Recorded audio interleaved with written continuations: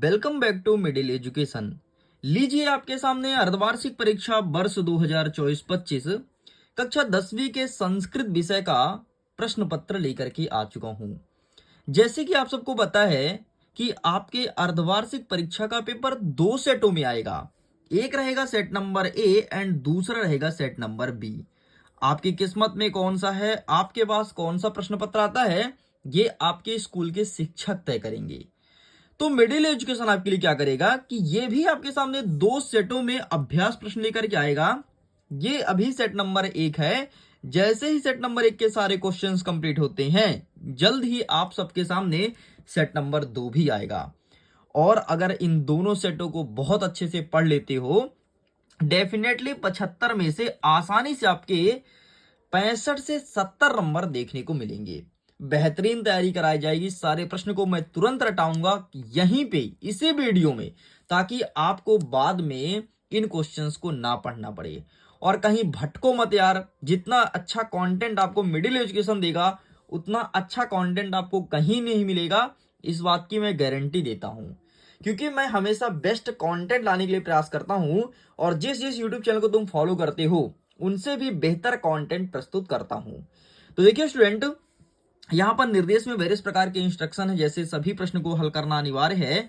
कौन सा प्रश्न कितने नंबर का रहेगा, इसके सम्मुख दिया है गया है। सभी प्रश्न का उत्तर संस्कृत भाषा में देना है। और देख लो, ये प्रश्न जैसे कितने नंबर का, 6 नंबर का सम्मुख दिया गया है। तो मैंने इसका part number first already cover कर लिया है, जिसमें प्रश्न क्रमांक 1 से लेकर के आगे बढ़ते बढ़ते प्रश्न क्रमांक 12 तक के संपूर्ण प्रश्न और उत्तर को कवर किया है। इस वीडियो में मैं कवर करूंगा प्रश्न क्रमांक 13 से, और आगे के क्वेश्चंस को देखेंगे। हमारा 13वां नंबर कहता है कि अधोलिखितानि वाक्यानि घटनाक्रमानुसारेण योजत। मतलब ये जो वाक्य है, इसको घटनाक्रम के अनुसार जमाना है। जैसे पहला नंबर देखो, एका सिंहा सुखेन विश्रमते। नेक्स्ट देखो, मार्गः सा एकम व्याघ्रमः पुनः काननम आगच्छत। अहम अपि कुत्र इत्यस्मिन् श्रवणायामि। एका वानरः आगत्य तस्य पूछम धुनति। तो इसको ना घटनाक्रम के अनुसार जमाना है। और मैं बता देता हूं, यहां पर जो कहानी लिखा है, ये क्रम से ही अरेंज है। मतलब पहले नंबर में ये आएगा, दूसरे नंबर में ये आएगा, तीसरे नंबर में आएगा, चौथे नंबर में आएगा। ये क्रम से ही है, बस ऐसे ही आपको लिख देना है।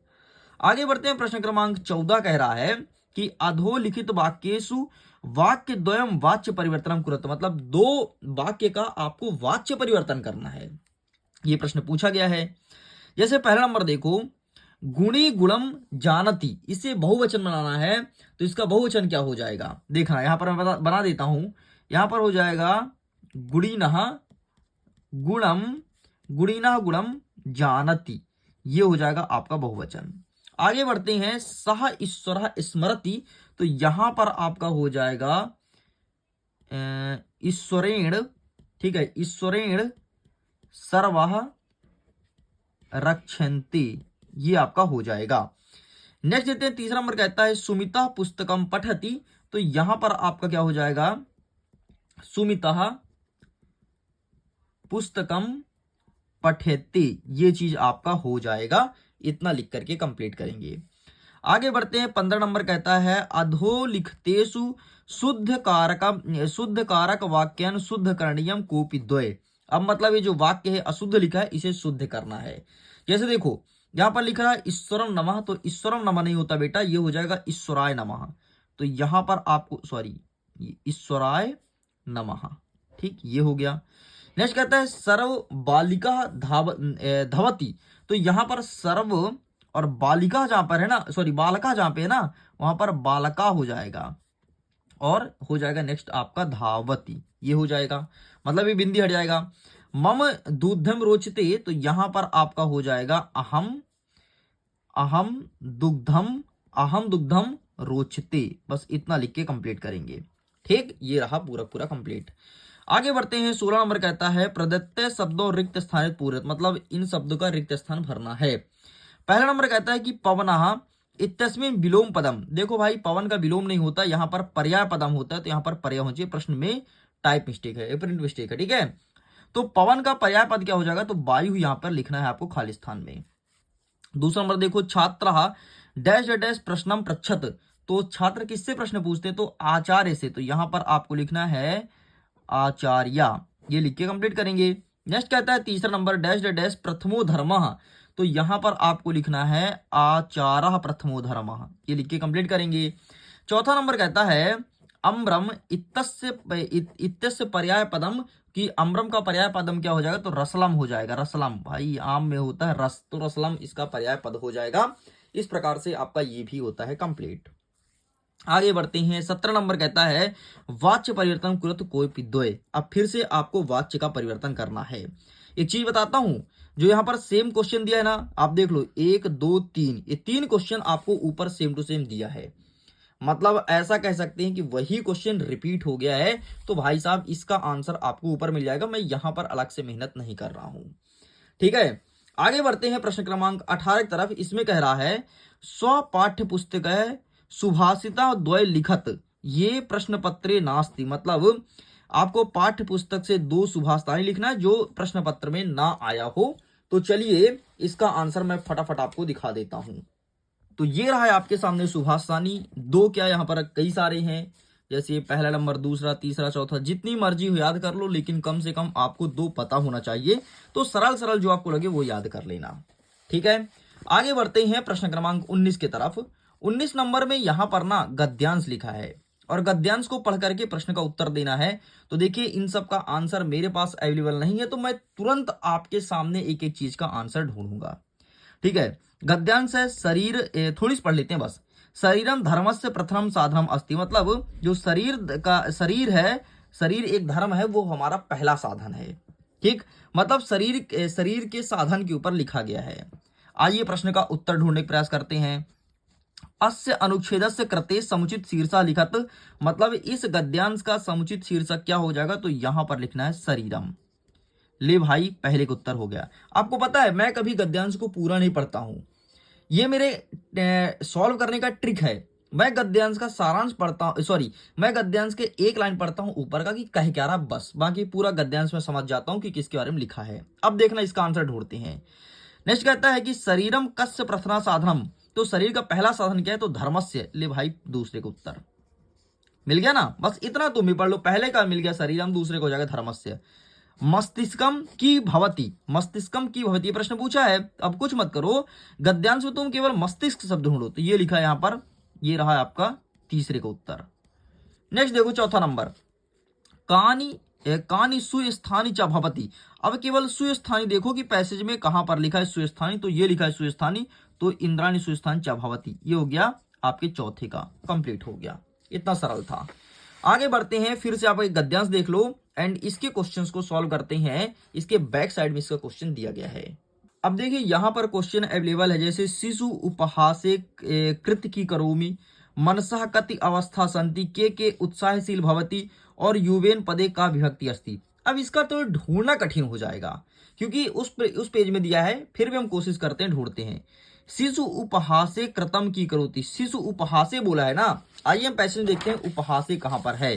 तो देखो शिशु उपहासे, उपहासे, ध्यान से देखना मेरे साथ, ठीक है। इसका आंसर मैं पहले से नहीं ढूंढ के रखा हूं, कि आप ये मत बोला कि अरे सर आप पहले ढूंढ लेते हो और हमें यहाँ पागल बनाते हो। नहीं, पहले से कोई नहीं ढूंढा गया आंसर। शिशु उपहासे, भाई उत्साह तो मिल गया, उपहासे नहीं मिला है। एक सेकंड में फिर से देखूंगा क्वेश्चन को ध्यान से देखो, क्वेश्चन क्या कह रहा है। उपहासे, उपहासे ही है प्रश्न में, ठीक है। तो अब आपको उपहासे ढूंढना है। कहां पर उपहासे है? जहां पर उपहासे होगा वही आपका सही उत्तर हो जाएगा। तो शिशु उत्साहेन, ये रहा बेटा, शिशु उत्साहेन से है, ठीक है। ये रहा शिशु उत्साहेन है, प्रश्न में गलत है, और ये रहा है आपके पहले का उत्तर, ठीक है। चलो आगे देखते हैं, क्या कहता है कि मनसा कति अवस्था संति, ये बोला है मनसा कति अवस्था संति। तो मनसा कति अवस्था संति, तो ये लिखा है, ये रहा दूसरे का उत्तर, ठीक। इस प्रकार से आंसर ढूंढा जाता है।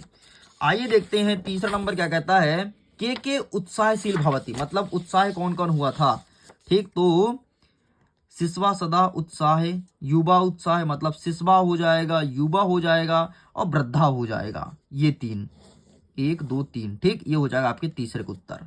इतने लोग उत्साह थे। ले भाई आपका सब कुछ देख ले भाई, सब कुछ कंप्लीट हो गया। ठीक है, चलो आगे बढ़ते हैं। नेक्स्ट क्या कहता है इसका चौथा नंबर, युवानाम पदे की विभक्ति अस्ति, मतलब ये जो शब्द है कौन सी विभक्ति है, तो ये चीज आपको फाइंड करना पड़ेगा। तो प्लीज इसका आंसर आप फाइंड कीजिएगा। ठीक, आगे देखते हैं 20वां नंबर, अधो लिखते हैं नाट्य का। अब आपको नाटक पढ़ना है, उत्तर देखना है। नाटक में जम्बू ब्रघ्घा जम्बू ऐसा कुछ करके दिया गया है। हम सीधे आंसर को देखेंगे, आंसर ढूंढेंगे। व्यग्रा श्रृंगलालेन की उक्तवान, ठीक है, की उक्तवान, तो यहां पर देखो इसका आंसर कहां पर अवेलेबल है। ठीक, तो ये शब्द ढूंढो कहां पर है, ये रहा इसका आंसर भाई, लो पहले का उत्तर। ठीक है, नेक्स्ट देखते हैं, श्रृंगालेन साहित्यम पुनरयन्ते दृष्टवा की चकति जाता, ये प्रश्न पूछा गया है। तो इसका आंसर ये रहा, यहां से लेकर के यहां तक लिखना है, ये हो गया दूसरे का।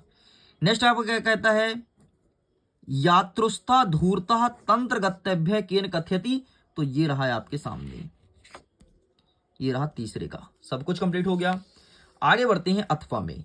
अथवा में रे करके है, तो मैं चाहता हूं इसका आंसर स्वयं ढूंढो। ठीक है, तो एक आपके लिए होमवर्क दे रहा हूं, इसका आंसर स्वयं ढूंढिएगा, ऐसे ढूंढिएगा जैसे मैं बताया हूं। बहुत सरल है, कोई कठिन नहीं है। ठीक है, सबसे पहले तुम बलवती ढूंढना कि बलवती कहां पर दिया है पैसेज में, तो बलवती जैसे ही मिले वहीं पर टिक कर देना। नेक्स्ट फिर देखोगे व्याघ्रह, व्याघ्रह तक कहां पे लिखा है, तो ये यहां पर लिखा है। ठीक, तो यही आपको दूसरा उत्तर हो जाएगा। ठीक है, और ऐसे तीसरा भी ढूंढिएगा। तो ये आपके लिए होमवर्क दे रहा हूं। आगे देखते हैं प्रश्न क्रमांक 21, अपठित गद्यांश पढ़ना है, प्रश्न का उत्तर ढूंढना है। फिर से वही सरल है, अस्य गद्यांश शीर्षकः अस्ति, इसका शीर्षक क्या होगा, तो सज्जन हो जाएगा। ठीक है, सज्जनम, या फिर संस्कृत में लिख दो सज्जनम।